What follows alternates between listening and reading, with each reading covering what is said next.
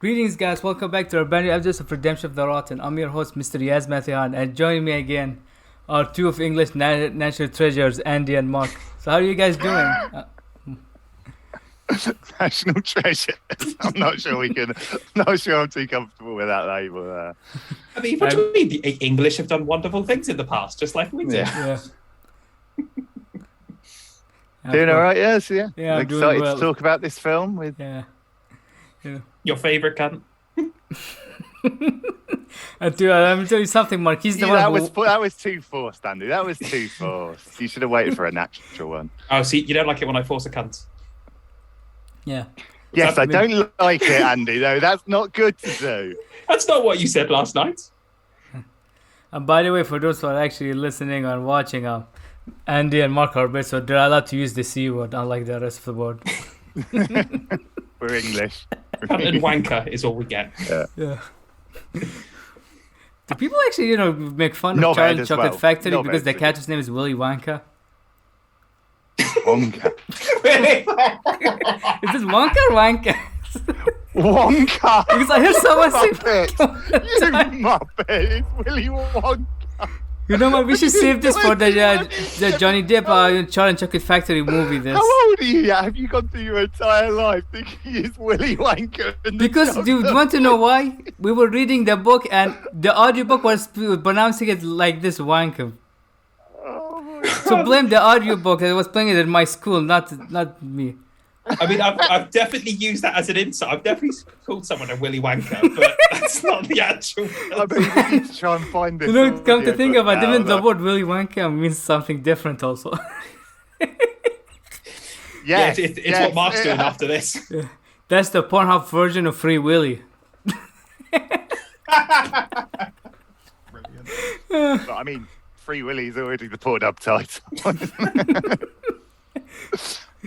Okay, no, we're like maybe 5 minutes in, I'm already crying with laughter. Yeah, we're here to talk about a kids' film today. And to be fair, there are some adult stuff in the film. I don't know if you guys noticed. I will talk about it. They have a prostitute. Like, that's a thing. Really? I forgot about it. Because, to be fair, I saw it What, you're saying the cleaner? Yeah, that they make a She's weird not thing. a prostitute. It's very heavily suggested that she's a special masseuse. Like, they're getting a couple of happy endings there. No one said special masseuse, and they did say she does a great deep tissue mass. Like, it was... It's on the nose, but, it's... Yeah. And also, what I'm going to talk about, this actually has been a while since I did the podcast because I had to take a break. And I'm glad, I got back and it's with you guys. And this was the film that you picked. Okay, yeah. To be fair, Andy is the one who picked it. I think This was originally it my was supposed fault, to be... What different movie was it? Oh, Yogi Bear. And It was Andy's like, Yogi Bear. Yeah, put Alvin. No, you would not have got me. You gave us options. I remember watching this film when I was young when it came out. I think I still have this on DVD somewhere. So, I remember, and Young. I haven't watched this in years. And I watched it, I'm like, this is definitely a kid's movie. Like, this is definitely better than Yogi Bear, but poor choices were made. It's actually one of the first CG live action movie before it became popular and more fart and poop jokes were added. And I mean, you've got to say, the Chipmunks, this is a 2007 film we're watching in 2021, like, the Chipmunks still look good. It's Most of the other 2022. stuff, maybe. We'll talk about the dishwasher scene. That was, I think, a little fake. Yeah, I was going to say, was that looked like it might have been stop motion from, like, the frame rate of the chipmunk in it. I thought that suddenly felt like it was suddenly stop motion instead. Yeah. And even the cast, they got who voiced the Chipmunks, Justin Long, Jesse McCarthy, and I forgot the actor. He was in Criminal Minds. Matthew Gray Goldman. Yes, that's the guy. I love him. And also, we no should also idea. specify we're not gonna do any stuff thing because we don't want to get claimed or striked on YouTube or anything. There's be no singing. Oh, I was practicing my voice. I mean, you want us to sure get that. striked anything on YouTube because you know how they are with music. I think me and Andy singing the shit, but I think we're going to be quite a few. We're we're not the getting range flagged is going to up. be slightly off. It's going to be rather deeper. I'm not know sure what? the algorithm. We can, maybe you can do at least something real quickly, maybe. Unlike this. Well, do it at the end, and then if you have to, you can just cut it out. Yeah. We'll close the episode thinking it. No one should hear this. That's what it is. It's not a copyright And thing. then at least everyone can bounce. They've got fair warning. Yeah. If we do it at the end, they can just close the video a minute before it. That will be for Joe actually when he listens to the episode. If he actually listens to it. We're sorry, Joe. We love you. Yeah, we'd love you too. I think he's going to become a regular, for the next episode, because for those who don't know, my next episode we're doing like the horror movies for October. We got Friday the 13th. I think I got Jason Takes Manhattan and Halloween 2, the 1981 Halloween film. This one got a tie. It was between this and Resurrection. That's the one that had Busta Rhymes using martial arts to fight Michael Myers. But Halloween 2 ended up winning, and then what else? Oh yes, Freddy's Dead, Final Nightmare, and yes, the one Texas Chainsaw Massacre TNG, the next generation. That's if you'd got Freddy Got Fingered, if you'd picked Freddy Got Fingered, I would have come on. Now I'll get Andy too to be on part because I can't have the both of you. Andy, would you like some sausage? We should trick Joe to be part of this review to almost see him get mad with this Andy. If there was 5 weeks in November, we could definitely have thrown Freddy Got Fingered in there. Yeah. Because we're doing the live action Aladdin in November in honor of the animated film anniversary. Just start the episode as if you're going to be reviewing Freddy Got Fingered and then transition into the actual film. Yeah. And also, so I think we should also, because I know you guys said, because I know you guys said you guys have some busy work stuff, so I know we started earlier, so I think we should start beginning because we don't want to rush you guys. And also, the movie's not that long. I was surprised to see it's actually an hour 20 minutes, something like this. 31. Yeah, something like. And especially because I've seen movies where bad films like I think the animated Pinocchio movie that with Pauly Shore. That's an hour and 40 minutes. Blade Runner 2049. Yeah. Hey, at least we're getting how many episodes? Maybe we're getting 8 hours of Blade Runner, the sequel 2099. That for the God, just what they need to do. Give those people more time to tell a Blade Runner story. That's going to be one long erection for me if it's 9 hours. Oh, God. More time you see them flying around the city and Coca-Cola, and you can't and even get it logos. up for 9 seconds, let alone 9 hours. Oh, brilliant. Yeah. Yeah. So, obviously, Jason Lee is the star of this film. Yeah. Why do you think Andy wanted you to be on this podcast? Yeah, again. I was so shocked. You have to watch this. Hey, we almost got Kai to be part of it. It was like, I have not seen it. I told him, no, listen, okay, we're full. After Mark said yes. God. Oh, you mean I could have got out of this? Oh, Christ. Oh, yeah, because we asked you first. You said good to time. So that's why I asked you guys to do it a bit earlier, because I just wanted you to suffer with Jason Lee in this. Man, Kai would have bought the whole trilogy of movies on Blu-ray. Smith alum. So I'm not 100% sure whether it depends what the production schedule was, because obviously they met on Die Hard, which did come out before this, but obviously with animated stuff, he probably recorded it years beforehand, didn't he? For the Chipmunks voices and then for them to do the CG. But yeah, so you got Justin Long and Jason Lee. I think they were cast in 2007. Yeah. The film was released in 2007, yeah, both of them. But yeah, he's great. I'll watch him doing it. He's. I don't think because for whatever I don't think they were the original dubbing because it was really supposed to be the same actors from the show. Then there's like bring back Justin Long and the others to do the voice. Again, I did watch it at the time, which again I don't want to. I just aged Mark very well. That's good. Hey, at least you know what. No, I only watched it because I got Jason Lee. It was. I was out of uni by that point. I know. I thought you meant you watched the original Alvin and the Chipmunks TV show. Oh God, no. Oh no, yeah, I did. Yeah, you old bitch. But I mean, in England, reruns in the 80s or whatever. It wasn't like it was the original. Which... Did you guys read about Chris? What's his name? What is it? The actor's name? The bad guy. David Cross. Apparently, he wrote a blog responding to why he made the film. Really? Because he's in more of these, isn't he? I think he's in like the second and 1, 2, and 3. Because I know for the fourth one, he brought one of his co-stars from Arrested Development. Jesus Christ. He's like, I don't want to do it to have him do it. I bet he's a fan favorite when it comes to this movie. I think he's based. I'm not sure whether Benny Blanco existed at the time, but it seems like a rather Benny Blanco rip-off. Yeah. If you know who that is, he's a big producer. He plays himself in a load of stuff. They're like taking the piss out of, but it's similar, very similar looking, like open shirts and stuff like that. And similar dress. All right. I think, before we start, I would do some quick housekeeping. So if you guys know, I have a goal now for my YouTube channel. 1 million subscribers, Andy, Joe, and I, and the others will review one of Turkey's finest cinema, The Adventures of a Cello. And Andy's already now regretting. What if I told you this is actually a walking simulator of Lord of the Rings, that the whole movie is them walking? You'll like it. Yeah. And that was a cheap shot. Come on. In 3 weeks' time, we'll find out Yazman's paid Mr. Beast to shout out his YouTube channel on one of his videos. So suddenly this is never going to happen. Suddenly, like, oh crap. Talk about your all-time backfires. Yeah. I mean, Kevin Smith, I know he tweeted like your tweet that we're doing the podcast. Remember? Yeah. Kevin's brilliant. I was on Kevin's Instagram. Yeah, I saw it. His Instagram stories. I hadn't even seen it. Thankfully, someone screenshot it. Yeah. Did you go from 6 to midnight? It was about 8 o'clock when it happened. Oh, that's just forgetting Sarah Marsh reference. When your penis goes from 6 o'clock to midnight. Yeah. No, I didn't get hard. I was just, and the best bit was I just sent this beautiful tweet about Galaxy like 2 days before. And this was just a reply to Mike Drucker to tag in Josh Rouse and say, "Oh yeah, Josh Rouse was in the photo." But yeah. All right.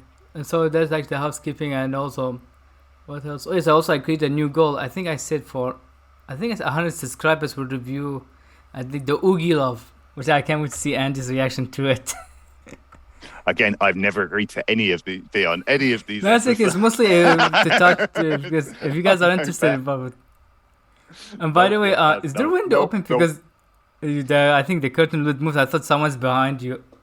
I was talking to Mark. No. It's because I can. Sorry, Andy. I meant to say Mark. Yeah. And also, Andy, I thought of you today when I went shopping because I saw them. They were selling Firefly, action figures, but sadly, no. What was it, Nathan Fillion? Aww. Oh shit! I forgot to give my mate Are they the Firefly box set today. Are they the really rubbish-looking ones that look nothing like the characters? Is the one that had Joel Stead and Adam Baldwin? Adam Baldwin's in his hat, like the one. He was number 2 and Joel was number 3. On top is written, there's numbers on them. Not familiar with those ones. I'm curious now. If I ever saw them selling it, I'll take a photo and send it to you. Yeah, I was going to say, we just take a photo. And Yeah. And he's like, oh, actually, maybe I want these. You want me to send them Adam Baldwin? I mean, I love him in Chuck, but that's it. In the Jane hat, though. Yeah, I have that somewhere. I don't know where I put it. Boy, speaking about being idiots like Adam Baldwin, I actually people were talking about Kevin Sorbo because some stupid comment he said. Someone told me, man, you've seen him in the movie called Pool Boy. That's all I'll say. Your boy is in it, like Jason Mewes. He did a movie with Kevin Sorbo. He called Pool Boy. But Mark's thinking, he doesn't own this on Blu-ray. He must buy this. Yeah. Well, no, I'm thinking, do I? Because I've got some real deep cuts I haven't watched in quite some time. It's supposed to be like a movie about a guy who comes back from Vietnam. He becomes like a vigilante. One in there. Pool it's boy. Still in the wrapper. It's on the shelf, but it's still in the box. I haven't been able to prove myself to watch it. It does feature Kevin Smith. So it's You're looking for the Pool Boy, Andy? I am, yes. I think it's from 2011, something like this, because Danny Trejo is also in it. I think I'm fairly certain I've seen it. Yeah, fucking Jason Mewes. Type Kevin Sorbo, Jason Mewes. Pool Boy drowned out the fury. Yes, that's the movie. Kevin Sorbo, Danny Trejo, Jason Mewes. What the fuck is this? We can. Wow, that poster's That poster goes hard. Okay, so we know which movie we're coming back here to review. Yeah. We'll talk about Pool Boy maybe one day, because I don't know if you guys are interested. Man, I don't think Joe wants to do it because Kevin Sorbo's in it. We should trick him into doing it. Because I had to show you guys a scene of the film, because that made me laugh. Alright, so what was I talking? I always talk about Pool Boy, maybe forgot what movie we were supposed to talk about. Oh yes, Alvin the Chipmunks. We normally do that. We normally just phase off and talk about other shit movies. Yeah, we're already 20 minutes in. We've made about 3 comments about them. I mean, we're already 15 minutes talking about other stuff besides. We're talking about Willy Wonka and the other stuff. Willy Wonka. Who actually didn't check that audio? We are coming to present. That is going to just be brought up on the Zoom so many times. That's a thing now. How is it that I heard this name on a cassette, like when you used to do audiobooks? Like, how is it nobody checked it before they published it? Well, it's probably again in your territory, etc. It probably didn't help you. It was a British guy talking it. Was it? Oh, is it a British? Yeah, okay. It's also someone posh then, who obviously made Wonka sound like Wonka. Because he used to do like, hey mommy, like he does the kids. I'm watching television. There's a guy who watches TV a lot in the movie, because I remember, and the grandpa was like, hooray boys, man. That's how he spoke. It sounded like this. But yeah, go do some YouTube searches. All right, I'll watch the next thing. Well, that's my Sunday night sorted. Listening to it was also felt like audio drama, because there's a scene where someone gets posted, you hear it's like, oh, like an echo. You know, Andy's not typing it into YouTube search, he's typing it into another video. No, I was going to search this at work. I'm not typing that on work Wi-Fi. Again, anyway. Well, someone explained to us, why is there the word wanker? It's been Googled on the job. You mean the one that's linked to my email address that I have to sign into? Man, you know what? This would be good enough evidence to YouTube in case they tell us, hey, you marked it as an adult stuff. I told them we say the word wanker a lot. This episode is being demonetized. Yeah. Worth it. Yeah. I mean, I'm still not making any money from the podcast, but it's okay. So I think we should start beginning. We're about to enter like 20 minutes. I think we're just about 17. So, Andy, you're a musical guy, right? I am indeed. I do like my musicals. You like listening to Shawn Mendes? No, definitely not. No. But have you heard of the movie Lila Crocodile? I have not. I'm curious though when you recommend movies. So this is actually a movie about a man played by Javier Bardem. He owns he moves to an apartment, and one day the neighbor's son who enters the apartment and hears singing, and he opens the door and he sees a crocodiles in the bathtub singing, voiced by Shawn Mendes. You know? Wow, that's definitely not a rip-off of anything else. That's horrific. I think that's actually based on a book. It's being turned into a movie by science. And, in honor of this film coming out, I was like, you know what? I should review a movie about live-action CG animal. So my pick was Yogi Bear. And then Andy's like, hey, I have better. Let's do Alvin and Chipmunks. Even though I forgot that both of them have music now. I was like, you know what? That's a good idea. And then, of course, Andy's like, let's get, Mark in it because his boy Jason Lee's in it. His favorite Scientologist. Is he a Scientologist? Then he's not anymore. But he would have been at the time he made this. I don't know. Again, I don't know the timeline on that. But at least they don't have any blackmails on him, right? As a Scientologist. I mean, he doesn't act anymore. I mean, he's photographing, right? Yeah, he's an artist, and yeah. Was he in Clerks 3 or not? Not sure. Because I know Ben Affleck's in from the trailer. Yeah, I meant to actually check that, but got sidetracked. He might be. He's obviously a big part in Clerks 2, but that may have also mean that he didn't want.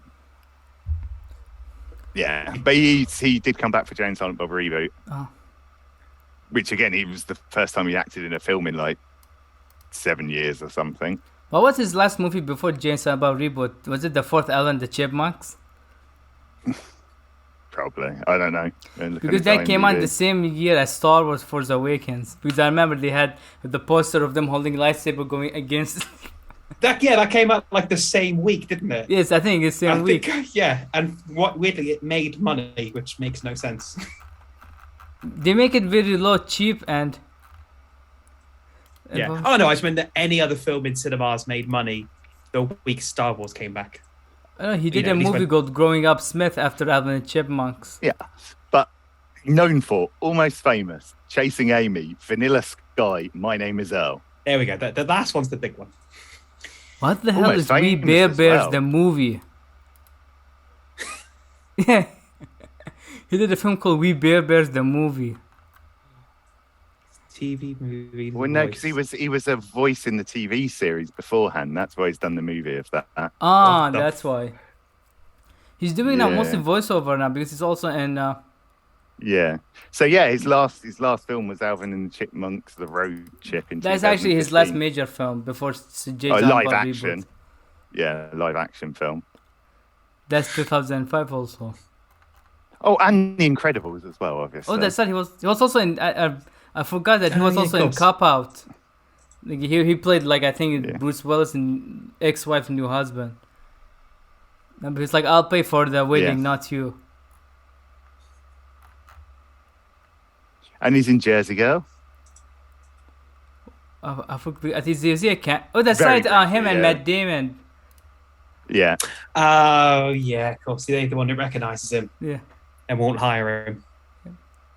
And Dreamcatcher, I forgot about that movie. It should be on the list.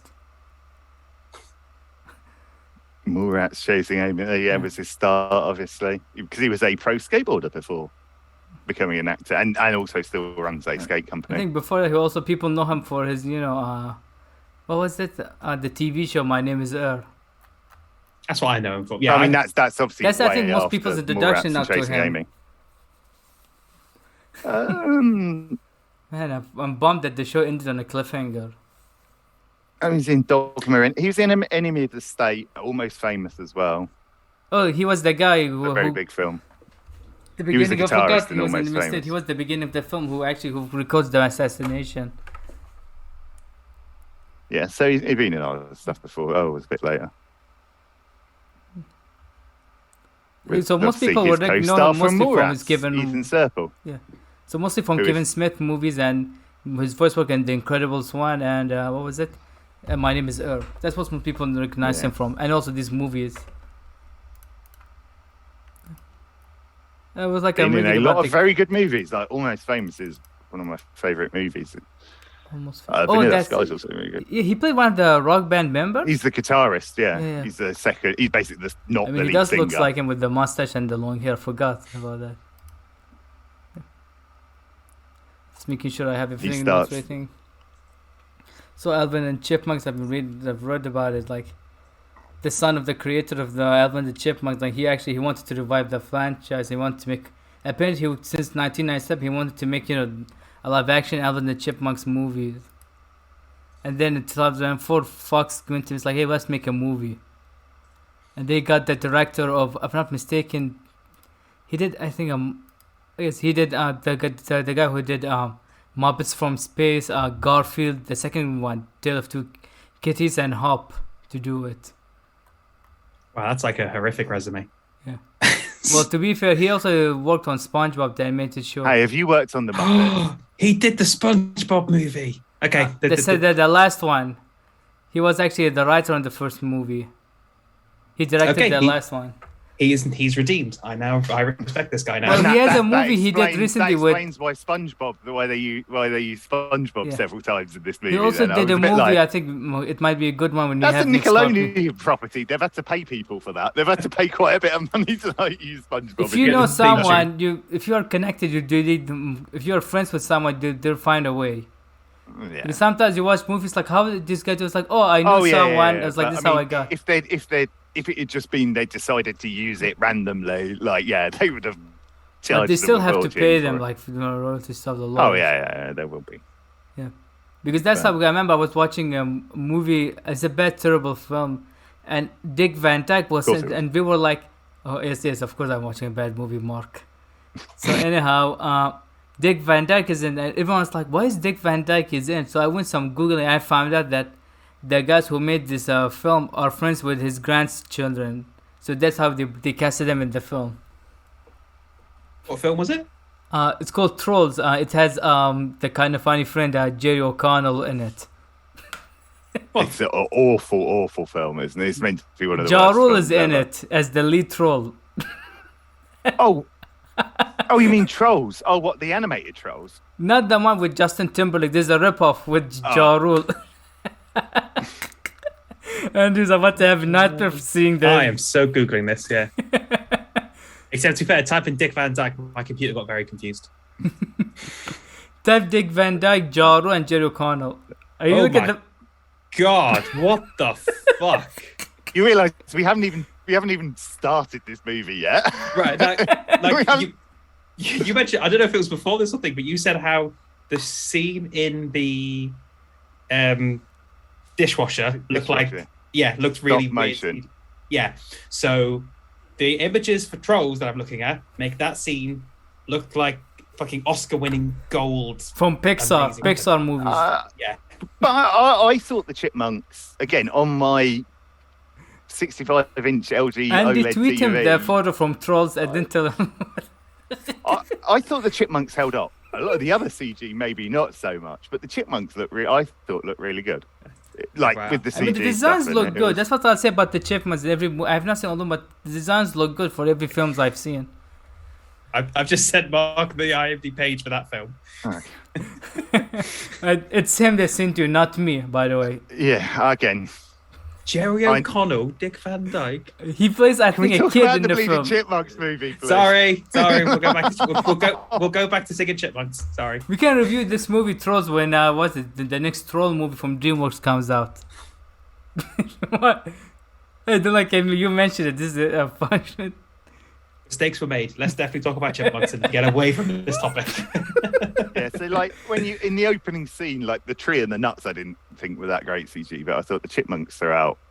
They clearly had Was spent somebody singing in the beginning of the film? like a popular song, which is something I've got notes about this. The only recognized song I recognized was it Only You and Funky Town. Yeah, but like when they start later on, when they're in the house and they start talking about the garbage can and stuff, it's like, wait a second, you lived in the middle of bloody nowhere. How do you know stuff like these unquestionable stuff like and stuff and and how do you know this popular song at the time? and also how did you know about Christmas? Yeah. I love that's Mark's problem. They're singing Chipmunks, and his issue is how do they know what a garbage can is? I mean, do they need to go get food, eat somewhere? Maybe that's where they go, garbage can. But they show it, and it is absolutely in the middle of nowhere, and a chipmunk's range is not that large. Like they do a big wide shot of it, and they are absolutely in the middle of nowhere with nothing, no buildings or anything around them. It just really drive you nuts. Which also is like, Christ Almighty, they've gone a long way out for those Christmases. There's so many that they drove past in order to cut down that tree. Oh, that's why, because the movie came out in December. That's why there are lots of Christmas stuff in it. I think that goes back to the original one. I think they showed animated the albums one? at the end. I think so they were showing the albums through the credits. Yes. Like the actual Chipmunks one. I think the first one might have been a Christmas album, or Yes, the second one. album. The Chipmunks on Christmas, Don't Be Late. Yeah. So I think that was more a homage to that. Yes, that's from 1958. How long have they been the Chipmunks? So I think it must have been a radio show. I was having this discussion with my mum tonight, actually. She was grew up around that era, and she was like, well, that wasn't anything for us. But I mean, we wouldn't have got American TV or radio. So I think it might have been a radio play. Probably sounds the most likely. Or just maybe it was just records. I just saw actually the album for the first song, Witch Doctor. Let's just say that if this album got made today, it will get a lot of negative reception. Well, I mean, it's in the song's in the thing. They sing I think was this actually the opening of the? No, that was the end bit, wasn't it? When they're performing on stage. When they're lip syncing. Yeah. Yeah. Because if I'm not mistaken, the singing was not done by Justin Long and the others. It was actually by different people. Because Probably. in Wikipedia, I know for the sequels, they credit other people as the singers. Yeah, well, I mean, it was so auto-tuned to the whatever, you know. But I mean, that's always what the Alvin and Chipmunks were anyway. But I must say, if we're talking the music, I was really disappointed. I was hoping that they were going to like Jason Lee sings a really bloody when he goes into the office for the first time. Was that really his voice or someone? Because it sounded a little singing. bit younger for Jason Lee's voice. No, that was him. But again, he was singing it for, as he was saying, like for other people to record. So He that's wouldn't have actually recorded- he's a- his voice singing. Yeah, Oh, I didn't know that. It sounds nothing like him at all. That was, I thought think, just- because it I'm did sound fairly like him. sure it is. Yeah, no. But again, he's doing it. His job Yeah, there would be to get to someone make to it cover that sound song. like Justin Bieber or the other people he was talking about. So because he's the writer, and then so they can then see what it would be like, and then they'll re-record it. Yeah. He's just a songwriter or whatever. He's just trying to make it. Yeah, no, because he sings in Almost Famous as well, quite a bit as well. So yeah, I'm sure that was him. Oh, shit. Credit to it. Hold me close to tiny death. That's him as well. He starts singing on that. And I don't blame I also love David I love Cross that buff. I for love that. rejecting I the love song that, the because one from Almost I was Famous. it feels because when even I was listening, man, this feels like another generic song I've heard before. Oh, again, I thought it sounded I mean, like a it's decent the- indie the- track, but the again, singing wrong sounds thing good, for but the same time it's audience, like- probably. That's another song I've heard a long time ago. I was really hoping that the Chipmunks were then going to sing that song later. Like Yeah, when but they like kind a of bit of get away from the foreshadowing. label, like then they're recording the songs that they want to record or something, and then they find it and Yeah. sing it. It was like, I wouldn't have minded. That's probably one of my few complaints about this film. Yeah. Again, we haven't said, you know. I mean, we already talked like- about like the beginning, like the tree. You know, they're trying to stuff nuts for the winters, but then the tree gets cut down because actually what's it? The Christmas tree called? Pine Yeah. first Was it a pine? Spruce. Let me check. I think Norwegian spruce or whatever. Yeah. like a Christmas fir tree. tree. Yeah, fir tree. So it gets cut down. Then we see like David, Jason Lee's character waking up late. Then he rushes, to go to the meeting to meet. Bumps into the thing and manages to talk his. Well, then is his ex Yeah. into having dinner with him a few nights or in a couple of nights. So she moved in recently, and he just found out, right? That's the story. No, I think they're Because I know she's his ex, but I think they're living in the. I think they've lived in the same. I think that was how they probably got together originally. Like they live in the same sort of like complexes thing. So I don't think she just moved in because that'd be weird. It's like maybe she's stalking your ex him. moved into the same housing, but yeah, again, she's got clearly got very limited interest. Like already had. I enough mean, of to this be fair, bullshit. both the actors, they don't have a good chemistry because like there was no chemistry between them. I don't know if it's actually there It was. was towards the end, or again, it was. I feel like maybe it's the direction. They weren't giving good directing. Maybe that's why.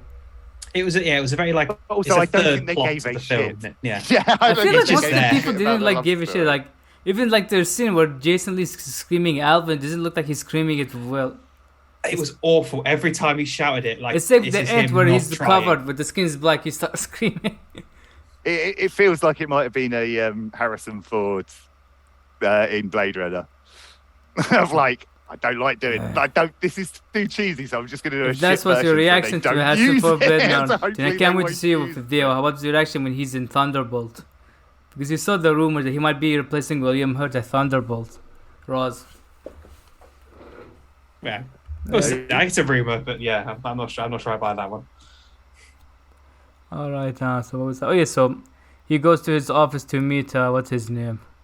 His friend. Ian Hawke, David Cross, and I do like he has his secretary say, "Do you want some water? Was it soy water?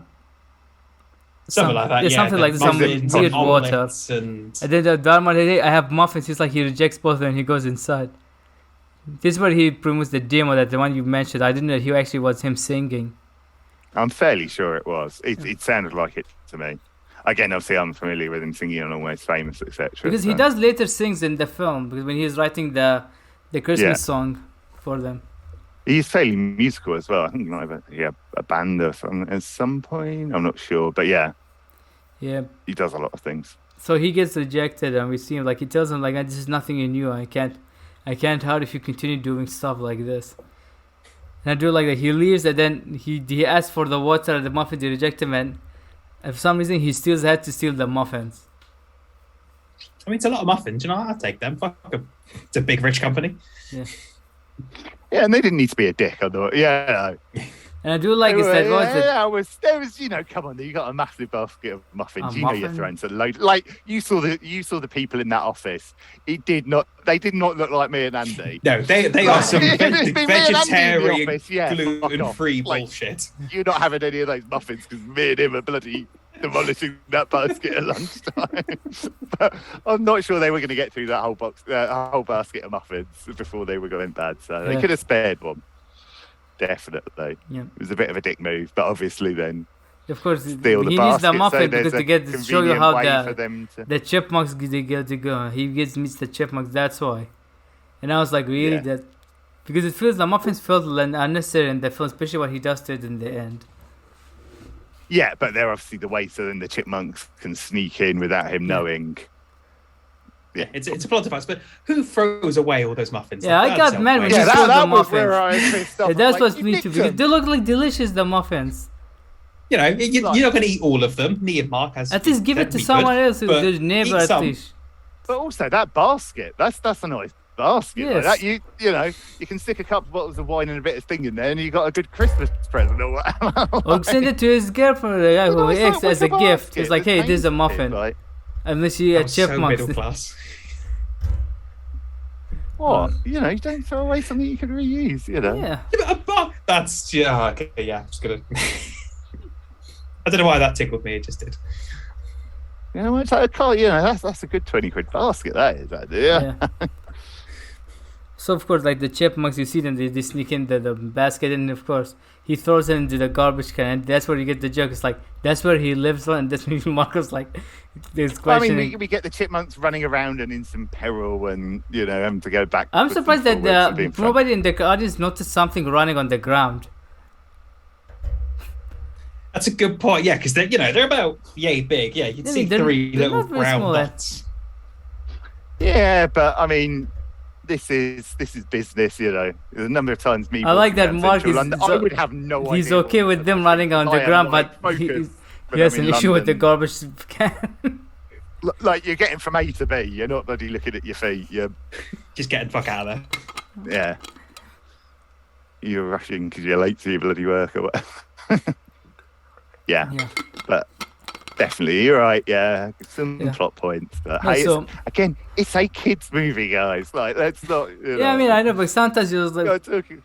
I mean, compare because I have seen clips from the other films. I know it's not Clerks 3, the greatest film of all time, but. And I'll say this because I've seen clips from the other films compared to this one. This one, I think, is not as cringy and very much not as what's it called, crisis for all the poop jokes. What they say that term. Yeah. There's not a lot of poop and fart jokes in this one. Yeah. So then they're in the garbage can, and then I thought it was a fantastic sequence of them going for the food, and then in the kitchen while he's lying down there. And also, we do see what we got to mention that David, he throws all this musical instrument because of all this. And it's like, fuck it, I'm not gonna stay away from music. Also, there's like a common area that he's just thrown those out into. And they're really expensive. Like, come on. Yeah. It's like, if I'm giving this up, I'm still taking those down the bloody port. You know, I mean, you could have sold them for a pawn shop at least. Just Facebook Marketplace. He sold them at least. You don't have. I mean, I know he has a second job as there's a good second-hand market and all that kind of kit. Yeah. So, just take it down a music shop. You get some money for it. At least you need to pay. It's like. But it obviously pays for the joke where they have to go run and get them all out of the garden. And somehow they still work with... That's what's my question. I was like, I love the way he was just like cursory. The towel. You see that there's a lot of water on the keyboard. The fucking thing in. It's like, no, I'm probably leaving that till the morning to put an air dryer like this. He's getting shocked. Wait until that's actually dry before I start trying to plug it back in. But so then you get them in the cupboards, don't you? And I thought, they're going through all the food and...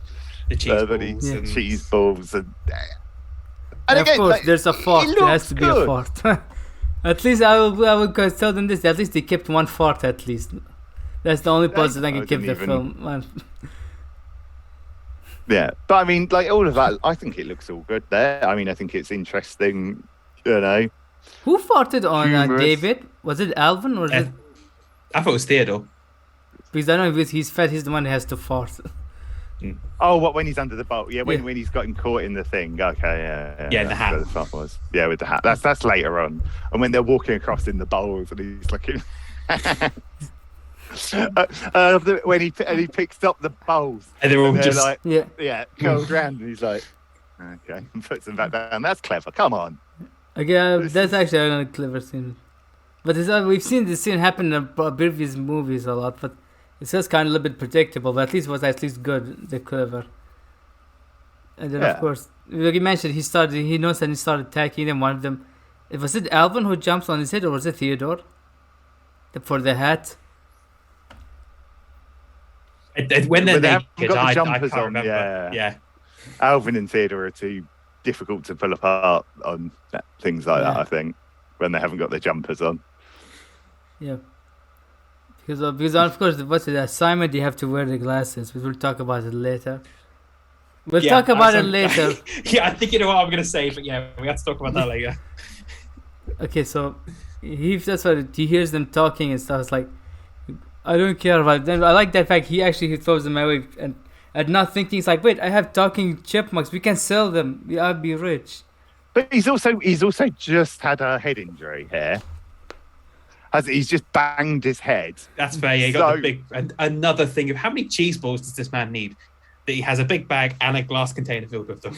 Yeah, at least that's for a guy who popcorn. eats lots of cheese Oh, balls, was he it? looks healthy. It was popcorn. So yes, he had cheese balls and popcorn up there on the shelf, you know. And it's in a glass one, not in a plastic one. Cheese puffs don't come in glass. We need something for more damage. Why do you know that? Because you see them in million TV shows, they're always the big plastic tubs. Makes I you notice wonder random what stuff. I've got a ridiculous dishes my mind works Andy has weird in his ways, house. You don't want to know what I've got. I've just lots of shit. All of them with Yeah, pictures yeah. of Nathan Fillion on them. Yeah, you don't want to look at anything that's on top shelves in Andy's house. Yeah. Will it get me arrested if I see them? No, that's the stuff in the bed. That's the bottom drawer. You don't want to go in that one. Alright, so what was I? Oh yes. Let's move on. Even so they So yeah, you get this, and so then they reveal themselves, they have the fight and all the rest of it, and But yeah, he as kicks you them say. out. It's like, But I don't want to. his logic there is that he thinks he's got a head injury and he's hallucinating it all, and it's just like, Yeah. I think it's his logic there of like, yeah, these are chipmunks. So this is my head, like, yeah, like get these out of my house. They are rodents, like. Like wakes up the next morning, they're not talking chipmunks, but they've chewed like all the wiring out of his house or something. Like, yeah, maybe I should have put them outside last night. Yeah. And of course he puts them outside and then he brings them after he hears them singing. Yeah. And I do like after he brings them in, it's like, you know what, you guys have beautiful song. We should music. It's like, didn't you throw away your musical instruments outside? And then he had to go back and bring them in. And of course, like you mentioned, the keyboard was all filled with water. It's like, how does it still work? How does this still work? Yeah. I mean, what was his name? Tim threw his hat on Warbot and it came on Andy's laptop. That damaged it. How the hell? This one was But war. again, the difference there, Yaz, was there was electricity in the laptop at the time. Yeah. So obviously the keyboard it wasn't connected. Don't know if it was battery. So there's no electricity in the circuits. So obviously, if electricity goes on the circuits, when it's active, then they'll burn out. But Also, we don't if know it's what's not, inside the keyboard sometimes because we it can don't be. see him like he cleaning inside the keyboard. We don't know if there's water Yeah, inside. I know. Yeah, but still, I mean, they're less susceptible to when they're not off. So that's if you ever do spill your thing on the laptop, first thing you do is you kill the power. Yeah. Because if you leave it on, it will Burn. destroy itself. Yeah, it'll burn. The Yeah. circuits will burn. If you can turn it off, you might be all right. You might be able to save it, Yep. or at least some of it, like the hard drive or whatever. These things don't fry the drive. Yep. All right. That's a good take advice for everyone who's listening. Yes. Again, Also, most importantly, don't working in put IT, I've had liquid to now fix on your every laptop. That's Microsoft most important. computer. anyone I know. I've literally got a laptop over there from my mate's parents that I need to go and like speed up. Remind me of what is his name? I forgot his name. But there's a guy, he does movies that his room is filled with laptops and he always damages them in the film. It's called, I think, Fateful Finding, something like this. This is seriously, if you type Fateful Finding laptop, you see him throwing the laptop. He's throw them on the wall. He drops it on the ground. Coffee pours them on the laptops. He went to a shop. They had sales on laptop. And he bought all of them just to put them in this film for this scene. Okay. Right. So yeah, we've now got the chipmunks inside the house. Yeah. And him actually, he goes to sleep and we see him like he's writing the new song. And he wakes up and starts. When he hears them, sleep doing snoring. A tune together, snoring, whatever, making noises in their sleep, which is the melody. Yeah, the hula hoop song, I call it. Yeah, which they show him obviously hula hooping before. One of them is that's not a hula hoop, that's a shower rail. Yeah. Or whatever. So it's again, there's hints there that would have been hula hoop would have been floating around in his head. They lay the track. They do try. There is. So an effort was made. Yeah. That's the most effort I have seen in a CG live action movie, beside Paddington. What? The most? The most effort someone put in a CG live action movie beside Paddington. Yeah. God. It's a good movie. It's fun. I mean, we can't wait for the sequel, see how good they are. Hey. I am talking about the first one. Right. I know Andy's excited for the sequel. Before it just became a music factory or whatever. Or whatever just popular the kids like, people put them in the song. Yeah. I think one of the movies has, I forgot the guy from, what's it, the guy who's in Party Rock, the song. Red Foo, I think his name. Who was the musician that was there or whatever? It kind of looked a bit like Drake or something. I wouldn't have been. If it was. I think they had Red Foo in one of the films. Drake was obviously in. Came from, Degrassi. Yeah. Originally. That's why Kevin Smith's in one of his movies, because Kevin Smith directed Drake when he went off and did Degrassi episodes back in the day. So I knew him from there. So that's why Kevin Smith and Jason Mewes are in that Drake video, because he just invited all of his Degrassi people. Rich Foo, he was in actually the last live action movie they made. What, Drake was? No, Red Foo. I'm looking at who they got as a good guest in the movie. They had Red Foo in one of the movie. Yeah. I know they even had they sang the song "I'm a Survivor" in one. So yeah, he stays up all night writing. I just noticed that Alan Tudyk was in one of the movies, so that's the reason for Andy to come back. God. I mean, the second one has me because of Zachary Levi. So as long as that's the third one, Alan Tudyk is in it. There we go. So there's one in each film for me to watch. We should get to what's his name? The Crap Man he did, because I think from My Name Is Earth, he's in the fourth movie, if not mistaken. Oh no, whatever. Yeah, Crap Man from My Name Is Earth. I can't remember the actor's name. Yeah. So. And I do like that the next day he wakes up to writing the song. He sees them, they're making breakfast. And that's when he sees that Simon can't catch was it the waffle?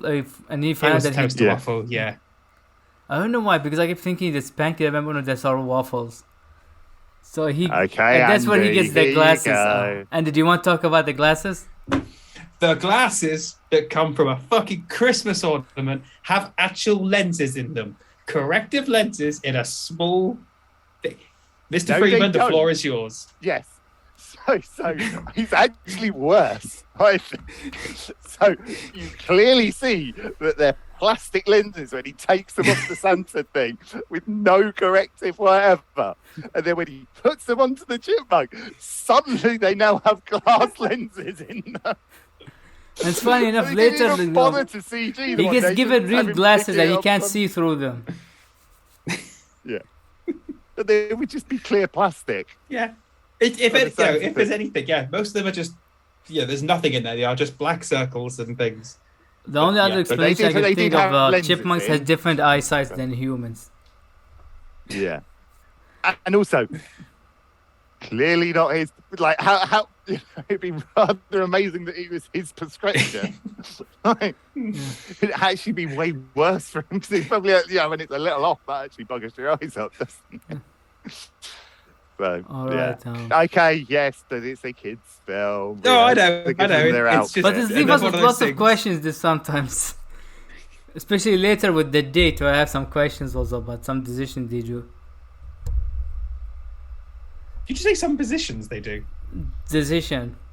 Oh, I thought you said positions. Fucking hell, did you watch the extended film where there's a sex scene? I mean, with the way Alvin does it, there can be. Yeah. Oh, yeah, harder. Do it like that, Dave. That doesn't go in there. That's the right hole. Okay, so of course we are bad people. Like we are bad people. he takes him inside to his room to record the song, and he's like, you know what, the song looks good. Now let's go to what's his name, Ian, and show it to him the singing. He goes up there, he brings them the Chipmunks, and they have stage fight. It's like, what are you bringing this to me? He tells him get out. He fires him. I think he kicks him out. He doesn't fire him. I'm thinking about the other job. Yeah. Of course, I mean, come on. Like, he does look like he's cracked. Yeah. At that point. Did he not have the conversation of, are you guys okay to do this? Yeah. That's something. So, did he not ask him everything? Of crafting equipment in his house, like when he starts making that scene, it's like spraying the trees. And that's a nice background. Like, how much crafting equipment do you have? And fake snow and like all that. It's like maybe that's his hobby. He loves crafting stuff. Yeah, you're gonna have all of that stuff laying around and be skilled at it. And let's not forget the knitting clothes for them later. Yeah, when he cuts the thing out. You know, a Renaissance man. I wonder what else he can do. He was also an ad exec. Yeah, that's later, because after he gets kicked out from Ian's, we see him at his next job. He's not like a jingle man at the ad agency. He's like the copy man and the pitch man or whatever. It's like, okay, that's a whole different skill set. Yeah. So you see him talking to his boss, played by Jane Lynch from Glee. He's also like, fun fact, she's also in Criminal Minds, and she's Matthew Grey Gobler's mother. So technically, she's Simon's mum in Criminal Minds. Also, he has a really nice house and a really nice car for his socio-economic position. That was one question, because I didn't know. In LA, I don't know exactly his second job exactly. Well, no, he had exec, so he might have actually been making some good money there, but clearly wasn't. Then it's like, but it was enjoying getting fired. Songwriting is not that money. I mean, I understand maybe after the Chipmunks DVD. Because he hasn't sold any songs, he doesn't get to go upstairs, so it's established that he's not successful in that. And the only reason he's been meeting with Ian because he's his college friend. That's why. Yeah. Yeah. So he was about. Yeah, but just imagine your college friend turns up with some rodents in a box and says they can sing. I'll be honest, Mark. I wouldn't put that past you. I've seen you after a couple of beers and cocktails. But me to actually show up at yours. That's the unlikely thing. We think the pure effort to drive that far. The pure effort would annoy me. Yeah. All right. So it's actually here. What is he trying to pitch them for in the meeting? David. Some like health biscuit bar cereal. Yeah, RX bar sort of thing, energy and bars. Before he starts pitching, he gets a go from Simon. We find out that they actually, with the brilliant laugh. Yes, the vacuum with Alvin stuck in my mum. Oh no, he establishes it as it's my mum. And then what does he say? It's like, I'm just going to throw you outside and leave you in a park. If you flood the house, you're dead. You're living on the street. And he's in a meeting. Everyone thinks he's talking to his mum. I mean, maybe for them, it was like this normal. Because it was like, maybe he has a crazy mom that we don't know about. But still, like, that's that cool in a that did get me. That got me a good chuckle. That did. And of course, this is where he started pretending he wanted to show them the shot, and you see like the size of Theodore's butt, and then what Simon think of himself, and what was it? The Alvin, the third one. How smart he is, and how smart he thinks he is, and how smart he actually is. What was the third one? The Alvin think. He smells. Yeah, he's smelling. And he was like, "I'll go pack my stuff." Is he quit or he gets fired? He's definitely fired. He's like, you don't have to have that conversation. Like, I'll go. I get it. Just yeah. I mean, for this, then they have to go because the corporation they have to sign. You don't say you're fired. They have to send him like a paper and stuff. He has to sign. It's like, he doesn't. I assume he doesn't quit because again, if you quit, then you're not entitled to unemployment, and then you don't get severance and things like that. So yeah, he reads. He doesn't quit. He doesn't quit. He just reads the room and goes, "Yeah, okay, you're firing me, right? I'm going. Yeah, no worries. I'm not going to cause a fuss." Makes me wonder. It's just like, I think he has a history of working with him. Just like maybe like being late. He's clearly, and again, like is established with the ex-girlfriend that he hasn't got his life together. He's a bit of a fuck up. You know, he's always late for stuff. He's disorganized. Like so maybe that was their final straw with him. It's like, you know what, we'll be rid of you. Yeah. And also, like I said, because some people would think when there's a job into, you hear someone saying you're fired, then you find people. That's not happening in real life. In real life, you get sat down in a meeting, someone comes in, he's like, hey, you know, we're letting you go. This is the paper. This is what we're giving you stuff. Just you signed it. Again, why are we talking the employment law? Are they talking shit? I mean, this is supposed to be a kids show. We should actually get them correctly how employment is as in real life. I mean, like I say, it depends from country to country. Because in England, if you get fired, it's a slightly different process. But you don't actually have to sign anything. You're just, no. Well, you get a letter from them, and it's all okay. Yeah, now you go to you're fired, and you have to go pack your stuff and leave. Their stuff has to be protocols, has to be done. Yeah. They don't just bring Donald Trump in on a podium that says you're fired. Yeah. But again, that also depends. My favorite, your fire moments from RoboCop. Obviously, if there's a gross negligence incident, so if you do something very serious, it may be like that still. It would be something escort out of the building if you. Yeah, if you like stole a shit ton of money or anything, it would be not up for negotiations. Like, you're just done. Don't come back. Yeah, and you're being escorted out of the building by security. And also, if you're stealing money, wouldn't that be investigation by the police? Yeah, but I mean, it wouldn't even need to be stealing money if you'd, done things that were very much in your employment agreement that you could not do. Yeah, or coming in drunk or something. Yeah. Causing trouble, you and your family coming, bringing your family issues to the place. It's like he's not allowed to bring this stuff like this. Like for example, I saw a movie recently. Again, like from that, it looks like he's screaming at his mother, like in front of clients. That's not, not a good look. Yeah, that really.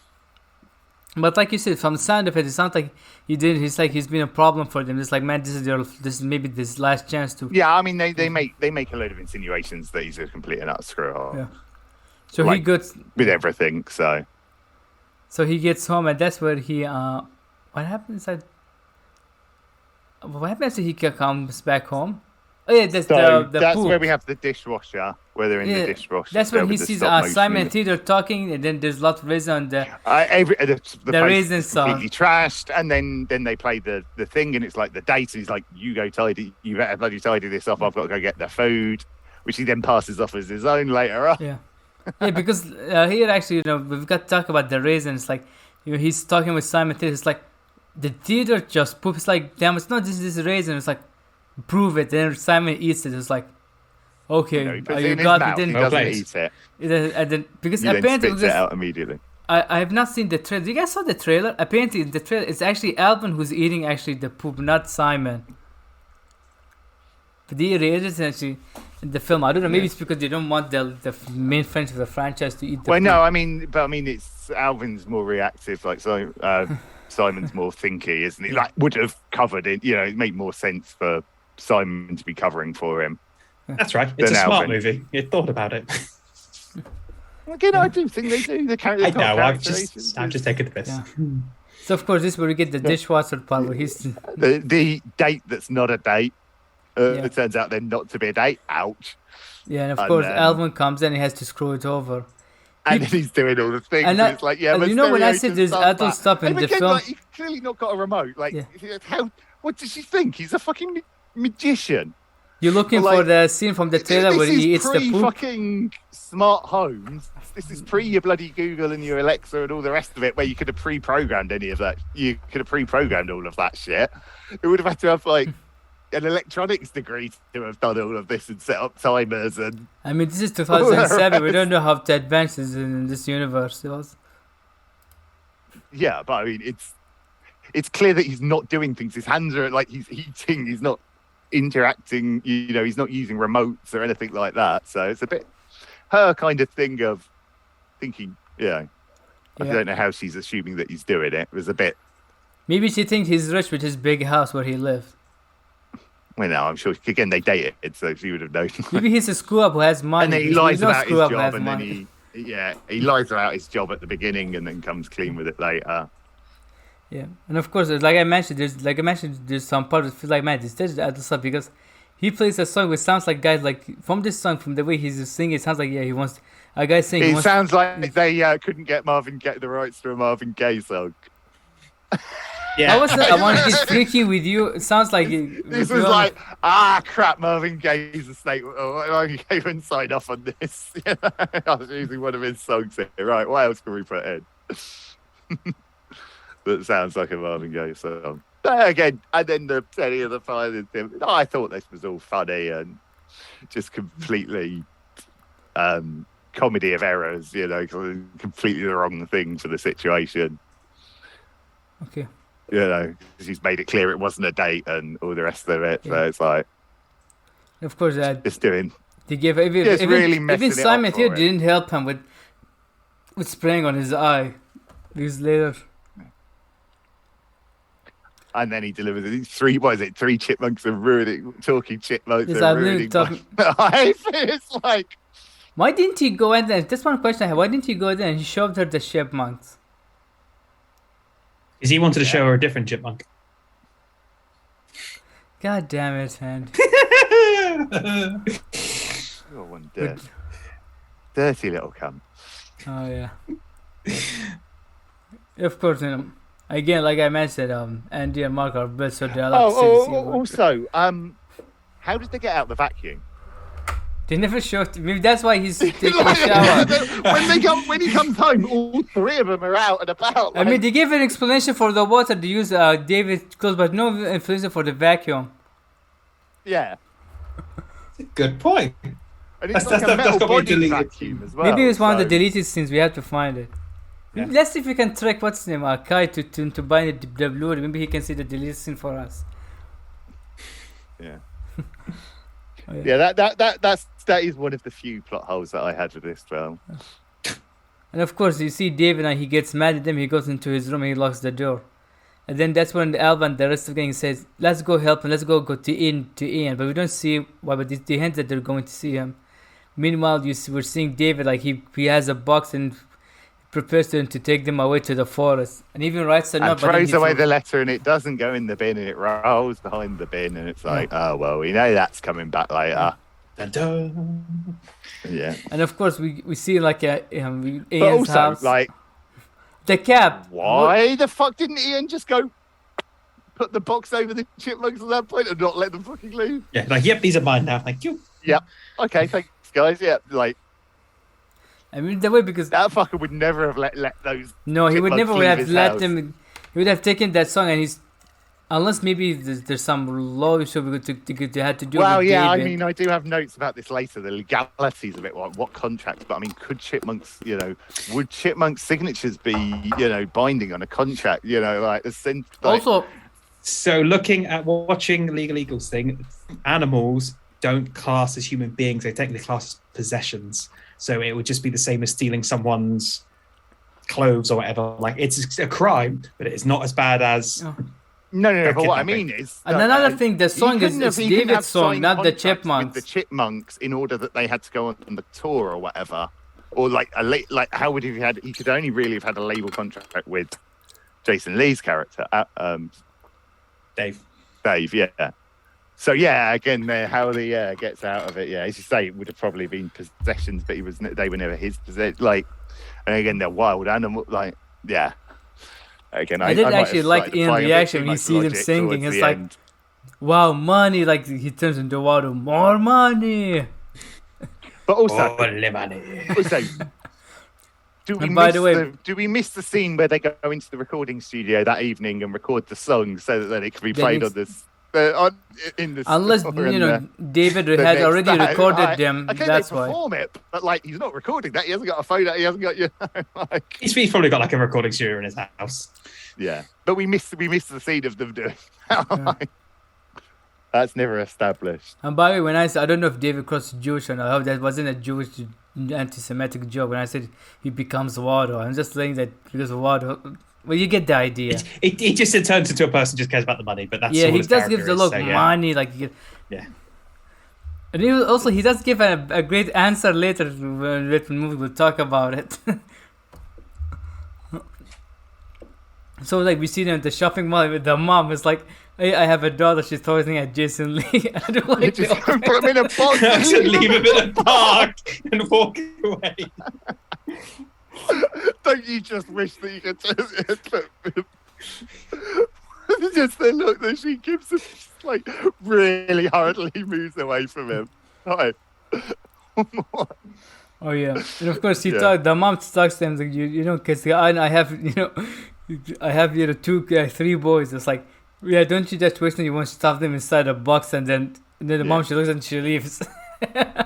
Whilst the chipmunks are loading up like a million toaster waffles into the car. How much does toaster waffle cost actually? One box. I don't know, but I mean they're getting like the smaller boxes. So you imagine they're probably more. Yeah, they should have been going for the variety pack. Yeah, the big boxes. Yeah. For like the two. You don't have to buy 2 for 1 maybe boxes. You get special offers. Yeah, I mean you should be able to buy like. Or maybe they don't want it because most of buy like 2 for 1 are all about to get expired, and they want to get rid of them.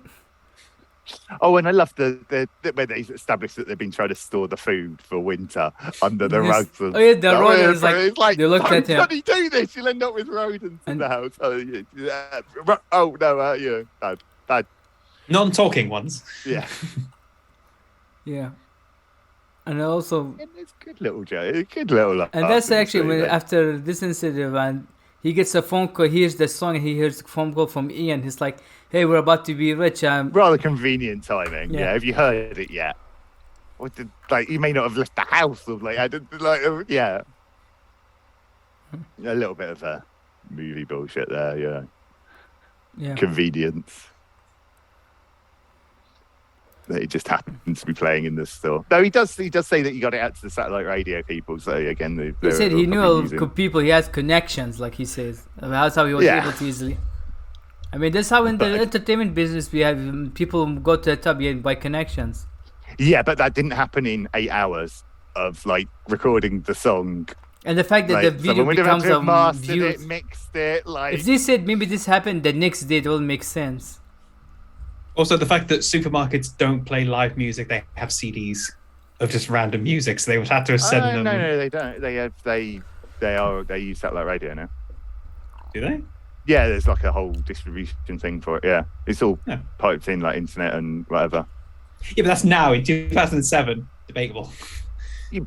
Maybe they have a DJ. Like he was given the CD. But I think it's like it was special like satellite radio channels or whatever again because it was just easy so that they can be playing the relevant song. Otherwise, they would have to be sending around so many bloody and someone having to change those CDs. Yeah, that's what we do at ours. We have music that plays in reception, and we have a giant fucking thing in the back, and we get new CDs every 2-3 months. With all new songs on and classic, decent stuff. Has anyone ever used a song like "Baby Got Back" on the radio, or you got fired? Have you ever slipped in a CD in there? No, I don't own CDs. Fucking hell, who owns CDs nowadays? That's because you're old. I still buy CDs. I mean, I have always listened to them in the car. Metal Gear soundtrack of the first game. That's fair. That's like a cool I've thing got a to have. CD over there. I mean, Metal Gear 2. Is that kind of funny CD? When Naomi was down. I've lost mine. When I took Naomi That's the out second. on the There's 2 Metal Gear Solid 2 CDs. I just turned on the Kind of Funny CD in the car. Right? It was like That's and we good got gift through for the you. entire thing without her making a comment. It was like, how have you not commented and asked me what the fuck this music? Why are there two people singing? And finally, Mel Gear Solid 4 the CD. Oh no, I skipped that song. Yeah, I was like, we can't. I can't. Man, we need to give go to do their own version of Cats. No, I think we listened to the whole of that. Again, I left the whole of that on, actually. Yeah, it was like, I just played the whole CD all the way through. And it was like, how have you not asked me about what that's on this CD? Like, who is Chloe? I thought I'd get like one what song in it to be like, what the fuck are we listening to? You know what? I should give you that audio. Like, remember one time, Nicky, I made him for a donation. I had him sing the George Costanza answering machine. We've actually sent it to you when we played on the theater on the hotel. Dan. Nick Scarfino singing "Believe It or Not." I'm walking on it. Yeah. Well. Okay, So where are we? Yes, back to Chipmunks. Yeah, so they become famous. I think you see him. He writes them a new song, if not mistaken. What's it called? Because I know he said something like. Oh yeah, now he needs another song. Yeah, we need more songs. So he writes another song for them. So yeah, this is when he's still there. Yeah, so he's writing the songs for them, and he makes the outfits and just showing that he's a true Renaissance man. Yeah. And she sees him knitting. She sees him knitting the little outfit again. Also, like when they're suddenly out the next day, like why haven't you come round and gone? Oh, I'm sorry. Like. Okay, he does to him later, but yeah, I'm sorry, but you can understand that sounded really crazy at the time, but clearly I now know these things exist, but I haven't come and had a conversation with you about this. It's like, okay, I know you're not crazy now, at least. Like, she just looks into the window, lovingly, like watching him knit the thing, and of course, and then they establish it somewhere around here that she's. Is that during the party, launch party? I think they set that up. They set that up so it's not completely out of the blue at the end of the film. Yeah, then if also did they show the Christmas part, then the launch party, or the launch party, then the Christmas? Yeah, I think they showed the Christmas because Ian later talks to Alvin. Here we see them. He gives them a gift, like what's it? Stock. And then he brings all the Christmas presents. Yeah, it's like, but also, come on, dude, Dave.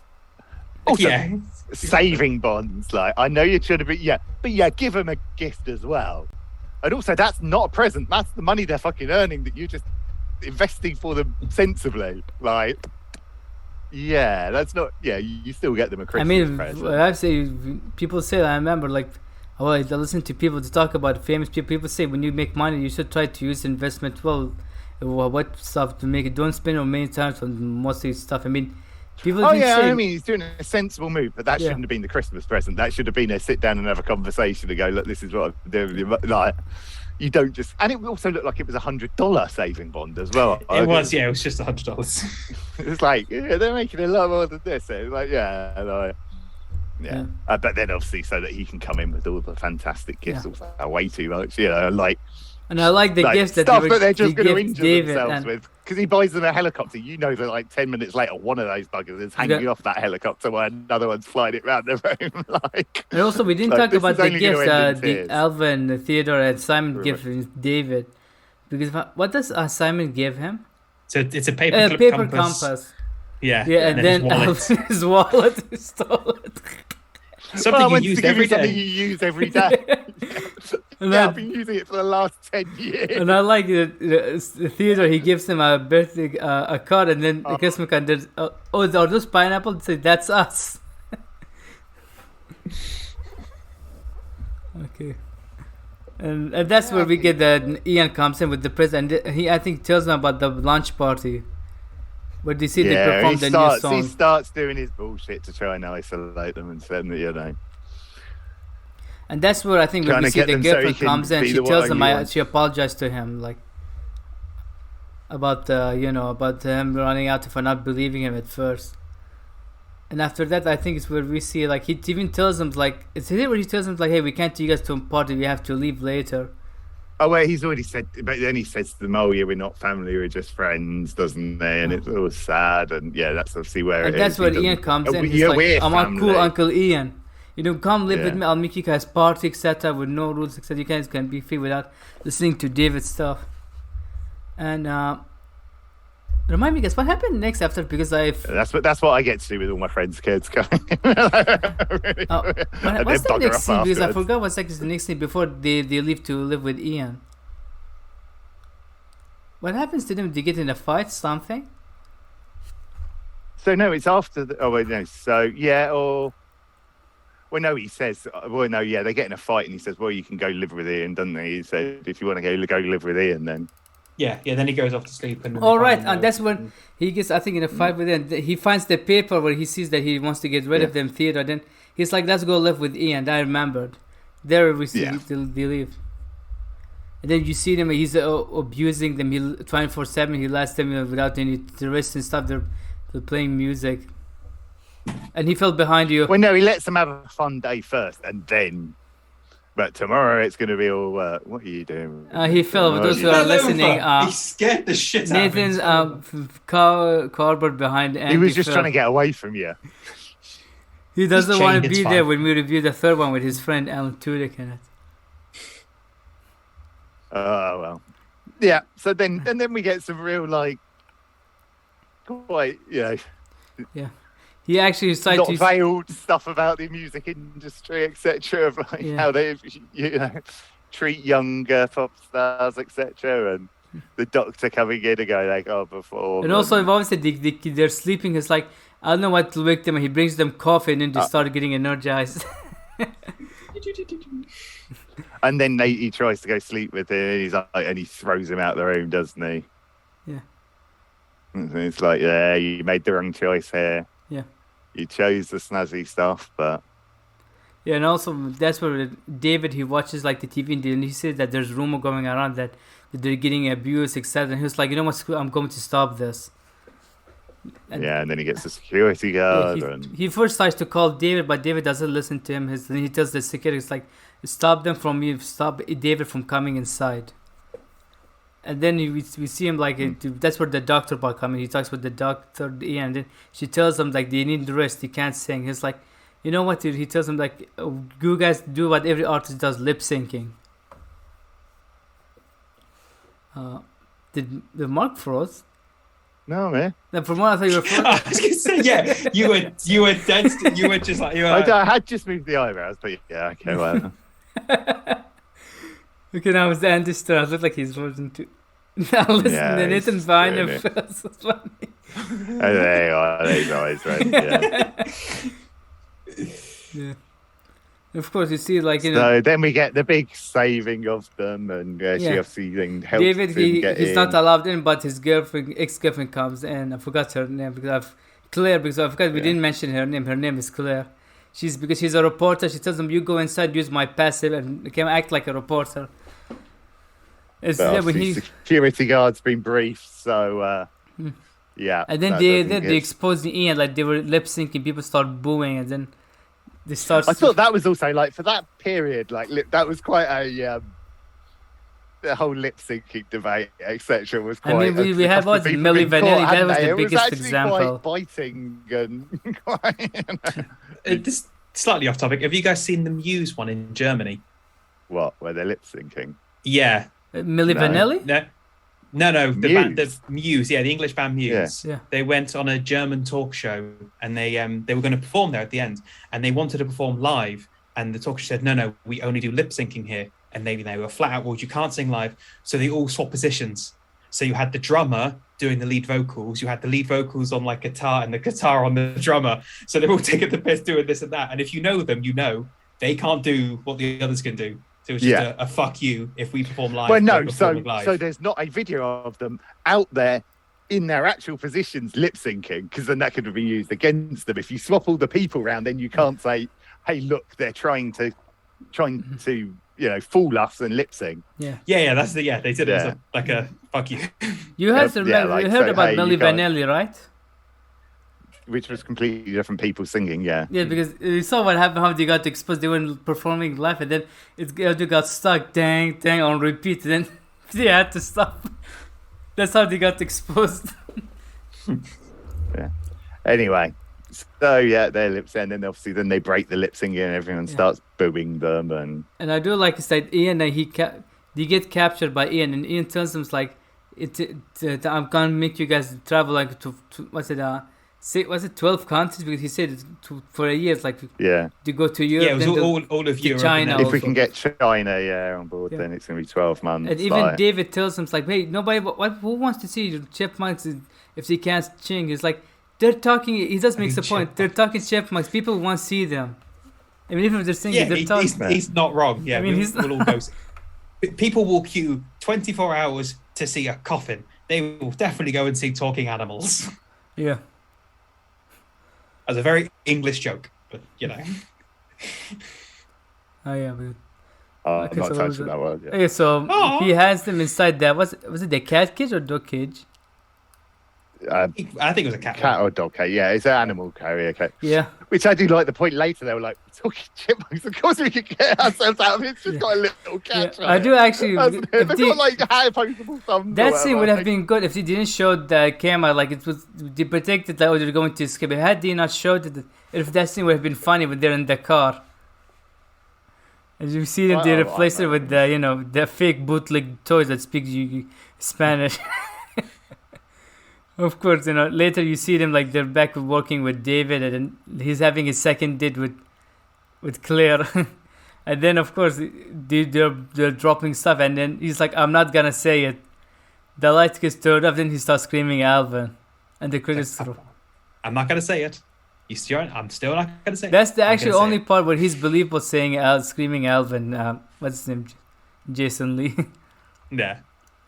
And also, but again, it's from the old TV series where it was really overhammed, and like it was a real I think, and again, like he's not mad most of the time. Like he's annoyed, but he doesn't. That's kind of like an anger thing. The way shouting Alvin, which he clearly isn't. He gets annoyed with them, but he's not. So he does seem rather out of character. So I can see why the actor might have tried to have. Killed as much as knock that on the head as much as possible. He does that thing where like he's not shouting, but he's trying to explain someone shouting, and just sort of goes up a bit like you're not quite there. But also he wouldn't have though. Like he's oh no, I know. Fairly, chill character in the end of it. Like yeah. If anyone doing that in my house, they'd be being called a cunt rather quickly and like being screamed at. Like note to self: do that when I get to Mark's house. Yeah. What? Completely destroy my kitchen? Yes. Yeah. Well, someone's not getting themselves cocktails and of course, made then. When the credit run, did you guys saw the mid-credit Well, no, scene? because I'll be clearing up all this shit. Like I'd actually do that. Also, did you guys saw the mid-credit scene of the film? It's a thing dressed up as singing. Ian actually has 3 real chipmunks. He's trying to have them sing, and then he starts crying that they're not singing. No, they're squirrels. They're not chipmunks, they're squirrels. Something like this. No, they are squirrels. Because then, I then like cancelled it out and made sure to watch the credits to like see the albums and stuff. And then at the end, it says no chipmunks were harmed during the making of this film, but doesn't have the American Humane Society thing on there. So what the fuck did they do to those squirrels is my question. Or what other animal on here? At some point an animal was injured. It literally just says no chipmunks were harmed in the making of this movie. It then doesn't have the American Humane like badge on it. So it's like something happened to some animal. Just like, but Clerks 3 does, because their cat when they recreate the cat pooping, it's CGI. Because you can't just not let a cat go to the toilet all day just so you can make it shit on cue. Because that's called animal abuse nowadays. Yeah. He always has to bring it back to Club. He always has to get Kevin Smith in there somewhere. What was it? Mark, again, I'm talking about the greatest. I'm just bringing it back to the greatest movie of all time. Back to the Future? No, Clerks 3. I was just trying to give another movie that you can't bitch about. If I said Blade Runner, you would have bitched. I mean, the original Blade Runner is fantastic and immaculate. I definitely meant the second one. That's just crap. All right. Boring. So that was actually Alvin the Chipmunks, and surprisingly, there was actually a very short film, an hour, I think, at 20 something. It's a kids' movie. Yeah. Again, they like. I mean, most of the time you expect to see them about an hour. Now, most of the shortest movie I've seen are all about an hour and 40 minutes, something like this. Yeah, Clerks 3's hour 34, I think. Kevin 2 Smith hours. films generally always tend to be Yeah.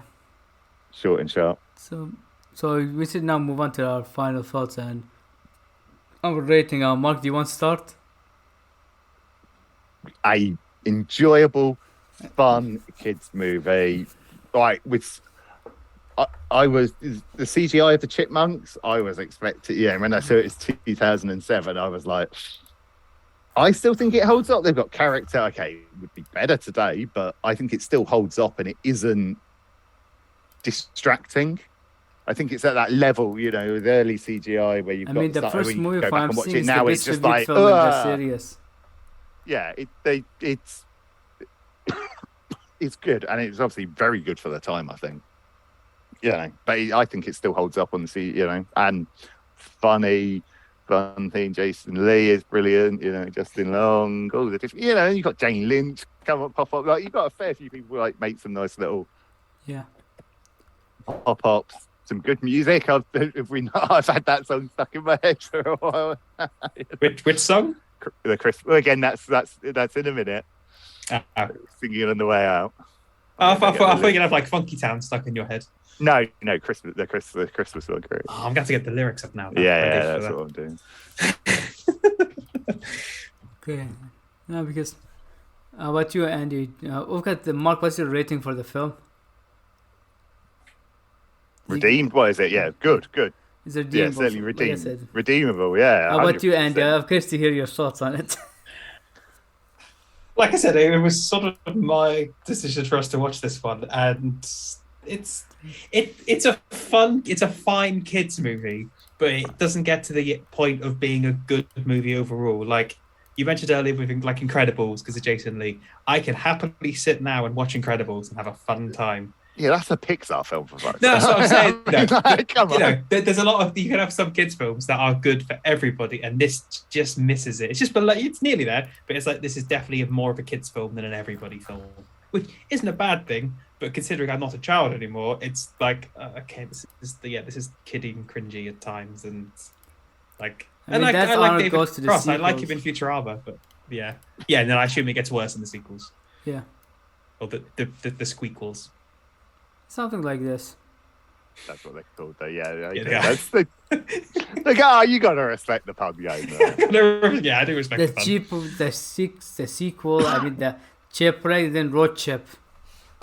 Again, we're only talking about the first film. That's I'm not saying it. We don't want to spoil for the next one. When all this kicks off, and people are demanding us to review the quadrilogy that is Alvin and the Chipmunks. I'm still waiting for the 1 million subscribers.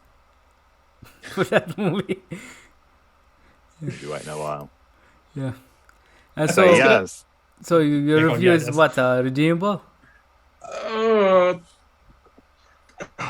It's not rotten. You can't say it's rotten. You have kids, low redemption if it's in the middle of the road.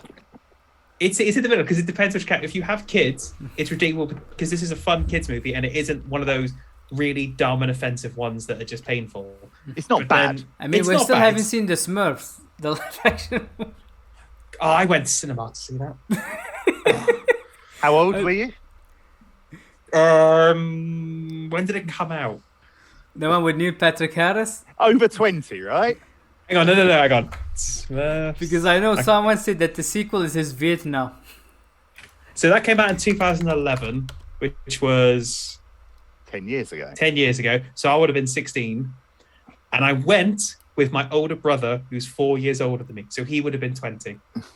And we only went because we really like Neil Patrick Harris. We were supposed to see the re-release of Lion King, but it was off in the cinema, so we saw that instead. Just a fun fact. But yeah, so Alvin and the Chipmunks, if you have kids, it's redeemable. If you're an adult, it's probably not. I had a good time. That's because you're a child, Mark. It's funny enough, the Smurf 2 is actually Jonathan Winters. He called me young! Yes! Mentally a child. Now Joe is like, hey, what about me? I do have one question for the audience. If us three had to be the three chipmunks, who's who? You're definitely Theodore. Since I'm the host, I'm Alvin. See, I thought about this earlier. I was going to say, yes, you're Alvin because you're the host. Now, I have a really horrific joke at Mark's expense. Can I tell it? I'll leave it up to you, Mark. Okay. Mark is Theodore because Theodore has brain damage. I mean, I love you, Mark. Okay. I just want to say I am perfectly happy with Andy said. There is no, I mean, we'll try to tell that to YouTube. Someone has to. Yeah, I'm going to let Andy off the hook on that one. I feel bad about it, but it was fun. Yeah, as Joe can be David. Yeah, I'm going to say that. Yeah, Joe's our responsible adult that has to put up with us. Oh, come on. I would have said, yeah. Why didn't I say it was David? Oh, yes, I forgot to say my thoughts about it. So, I actually enjoyed the film. I mean, this is for a kid's film. It's enjoyable.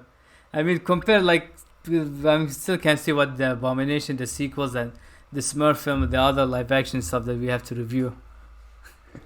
Like Trolls World Tour or whatever. There's lots of... It's got Anna Kendrick in it. That's always a plus. I don't think Trolls is a bad film, but I'll see it maybe one day if the people demand it. Or Romeo and Juliet or whatever it was. The sequel, Sherlock Gnomes. Yeah, apparently the trailer actually misleads the audience. It's not as... The trailer is different than the movie, the sequel. Yeah. That's Johnny. That's what Johnny did. And what's his name? The guy who played Mordo in Doctor Strange, Chiwetel Ejiofor. Yeah. These guys are Holmes and Watson in that film. So are you saying it's redeemable then? Yeah. So I'll give it. Is that your verdict? It's redeemable. I mean, sometimes I've seen non-redeemable films that I enjoy. Like when you reviewed Dread, I said it's a non-redeemable film, but at the same time, it's one of those bad films that you can enjoy it. It was fun, Dread was fun. Yeah. I thought this was, for a 2007 CGI film, it holds up way better than I was expecting, let's say. But would you ever watch this again?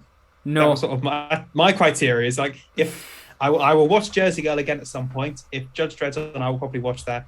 Yoga Hosers, maybe not. This, I'm like, I am fine never watching this again. Again, it would depend. If I'm babysitting one of my friend's younger children, purely for yourself, you are. A lot of them are now. But my mate who's around today is just about to have a kid. Like in 3 years' time or whatever, if they're maybe 5 or whatever, like if they're in that age range, yeah, I'd probably put this on and watch it with them. Yeah. But but on yourself on a Friday night, you're not going out, you've got no plans. Like most of us don't. And would you just sit there and put Netflix on and watch this? It's Disney Plus, so yeah. It's would you put I think is it not on Netflix in the UK? Because I think it's on Netflix. Yeah, I think it is as well. But yeah, I mean, obviously, but it's on Disney Plus, so it's always going to be on Disney Plus. Yeah, because Fox, because it's part of the Disney Plus library, so it's always going to be there. Maybe certainly way before I put Lord of the Rings on. I mean, what I'm hearing, the newest episode of the TV show. I mean, this is an hour and a half with some good laughs in it. Like, which Lord of the Rings, the animated or the live action? Because I know the animated, he took the first 2 books, he made it to an hour. The live action. Then watch the animated. It's shorter. He took the 2 books, he made them to 1 movie. But still, I just know. What if I told you what's his name? From Alien. I love Jason Lee. He is brilliant. I'll watch him. Again, have neither of you actually watched Almost Famous?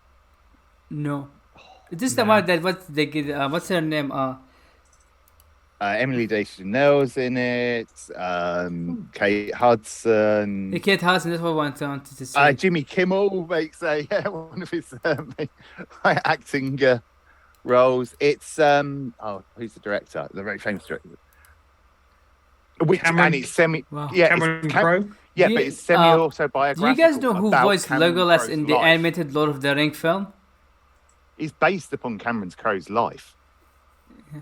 Obviously, very fictional, and then moved up in the time period because he was more long. But yeah, he was. Philip Seymour Hoffman, Frances McDormand, the woman from Waterboy. It is phenomenal. Guy from Office. Yeah. And it's got one of the best soundtracks going. So yeah, in Cameron Crowe film. And the kid from Sky High. Yeah, it's Sky High rotten. That's got to be honest. yeah. The lead is the kid with the guy who was in The Last of Us, right? Film. And again, he does a really good performance. Jason Lee does a really great performance in it as well. It's a really, really good film. Sorry, what was that one? Yes. The lead is the guy who was in The Last of Us Part 2, right? In Almost Famous. But they what? The lead in Almost Famous, the guy who's supposed to be the kid. He was in what was it? The Last of Us Part 2, right? What's her name? Laura Bailey's character in The Last of Us? Abby. Yeah, her love interest. I think that's the same guy from Almost Famous. Oh right, yeah. I mean, I haven't seen him in much. Like He was in Gone singer. Girl. It was a cop. Yeah. Again, but yeah, Almost Famous is one of my favourite films. That is again. I may say some bad film opinions or people may think of bad film opinions. Yes, Almost Famous isn't one of those. It's very beloved. Do I still have? Go, you carry on. Yeah, I thought we were on the. So I think that was, we already gave our reviews of the. Oh, he did not. Awful. I mean, I was gonna do that. I could do that. Awful film. Great. We don't want to keep this series. here because we don't want to get demonetized into account. Remove the feed, so don't want. It's Nick Scarpino's feet. I can turn off your camera, right? I've stopped now. I just wanted to put the Scott Pilgrim one up just to piss off Mark. Okay. All right. I swear to God, if you get more views on this video, it's because of the feed scene. I swear. You posted. You put tags on YouTube stuff, don't you? You could put like movies. You just have to put hashtag feet and just see what happens. I mean, I don't know. If I type Zack Snyder, I get 1,000,000 views. That's true. I think we should do another Zack Snyder film just to shit like the worst Zack Snyder film and just say it's awful. Just see. I mean, how do you pick? There's so many to choose from. I mean, Sucker Punch. That's the most obvious one. Yeah. That lasted about 5 minutes. That seems to be most of the response of people. It was just like. And then now he's claiming that there's a Snyder cut for Sucker Punch. So, Mark, we're talking about a movie that is effectively about strippers, and Mark's take was, I lasted about 5 minutes. That's, I think, Oscar Isaac's one of his first films in the American film before he became famous. I didn't even get to the stripper part. They were just in some big funfair. I had no idea what the fuck was going on. The dance scenes is actually her imagining she's doing an action sequence. That's how you don't see the dance scenes. Like you go into her mind, see her fighting a giant samurai. The first bit of it is dark, like so the whole dark fighty stuff is her imagination of her dancing. So in reality, in real life, she's dancing, but she's imagining that rubbish. Yeah, I didn't get through that to see her dance. To actually see what the hell it was. It was like, no, thank you. And this film actually has, I think that's Oscar Isaac's first film before he became famous. Yeah, I forgot. I didn't know he was in that when I saw it. I love Oscar Isaac. Right. Anyway, so Chipmunks redeemed. Yeah, it's a redeemable movie. There we are. And I think we should, because I know you guys have some work to do, we should end it. Thanks, guys. I mean, I'm good for like another 10 minutes. No, it's okay, but I want you guys to leave early. I think we've... So I think that's it for today's episode. That was like surprise here because I think that's the only time we'll talk positive about the Chipmunks before the sequels come in. Remember, guys, if this gets 100 likes, we'll do the sequels. Oh, fine. 100 likes, we'll do the sequels. Time to make 99 YouTube accounts. I didn't agree to this. I think with Carly, Fake Tracy's daughter might end up joining us if she's free. Because she actually, I think she likes the Chipmunks. How old is this person, though? She's about to get married. That's fine. I wasn't sure. You said someone's daughter, so I panicked. Like, Carly Henderson, Tracy Henderson's daughter. Oh, okay. Right now I'm with you. Her sister is Kadena. The one you see sometimes she talks to Cool Greg. I think their son was the one who was on stage on Kind of Funny Life. Yeah. That's now really old, apparently. Yeah, he's college. I think. Graduated high school. Yeah, he's in college. Yeah. God, we're getting old. That's actually a tease for my video I posted for the Kind of Funny studio. The reason he's there is because he took my spot on the front row. Well, no, because I waited for him to get in because Tracy had only bought 2 VIP ones. Yeah. So I waited with them at the front of the stage because they got, I was at the front, at the front of the VIP line. Then went and sat upstairs because I needed to sit down because of events that happened pre-it. But yeah, so I waited. I held the spots for them, and that's where they with Tracy, and then. Also, I can't imagine Greg to pull you up on stage. I'll be quite a heavy gentleman. Maybe he needed help from what's his name, Kevin. Them two, and then Nick comes and help, and then Nick just breaks. Nick he'll get squashed. This show, like the ending, what happened to Ricardo Montalban and Nick had gone. But yeah, also if we talk about Henderson's, I am wearing their T-shirt that they gave me from. I've just got generic kind of funny T-shirt. Yeah, just a generic shirt. Just don't relax. Don't do it. That's the only time I say. Wait, again, go. All right, are we out of the podcast? Yeah, well, we should end it. So, Sorry. Thanks, guys, for listening. So, where can people find you, Mark? At the Indie Boy 1 on Twitter. Okay. And run a Zoom every month. Yeah. If you're a kind of funny fan, come join the Zoom call if you guys want to. And also, don't be in see the unfiltered versions of these two Muppets.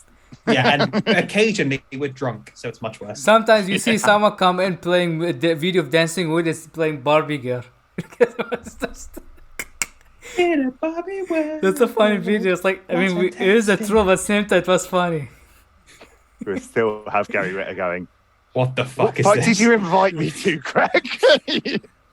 Have you, Miller? And how about you, Andy? I am on Twitter at AndyMacGame995, and Twitch as AndyMac995. I occasionally stream. I'm very bad at it, but yeah. You still streaming Sea of Thieves? So I'm doing Sea of Thieves. I plan to I want to start doing Fallout New Vegas, just because that's easier to drop in and out with my schedule being a bit shitty. I can just do an hour or two. Sea of Thieves, more time requirement. Yeah. But also in Mark Zooms, where I make fun of him for being old. And I'm so much more inappropriate. And sometimes you see instead of he's changed his username. Was it last time we thought it was a troll? You missed that, yeah. If Cool Greg wasn't there, because I changed my name to Todd Ingram, which is what's the villain from Chuck and Superman? Brandon Routh. He's Brandon Routh's character from Things. So I was going to say Mark Google it, but because Cool Greg was there, I didn't want to interrupt him, so I kind of took away from the joke. Yeah. Mark's got to pee again. He's old, isn't he? Yeah. So anyhow, for me, you can find me at Twitter, MrYazMan300. For some reason, Twitter suspended. I tried to reply to them, still nothing. And this is my old account, not the new one. And also, if you guys want to see more about my podcast, go to Yaz300Pro. We can find all the links for the video version, audio version, etc. Anything else you want. And like I said, movie polls. That depends on movie polls. I said, it's an extra thing. And we would that's for this one. We have to also talk to the others to see what episode we have to make. And what else did I? Oh yes, 1 million subscribers, and we get to review the Adventures of Achela, one of Turkey's finest cinema. And I think I said 100 subscribers will do like the Oogie Love. I can't wait to see Andy's reaction when he sees the movie. When we get to 500,000, we're going to make Yaz do the Love Guru. No, that's more. You need something big for this one. Have we still not got the podcast yet? We're about to now. All right, so thanks guys for listening and watching, or whatever you're doing, and we'll see you guys in the next episode. So, bye everyone. Bye. Have a funky time.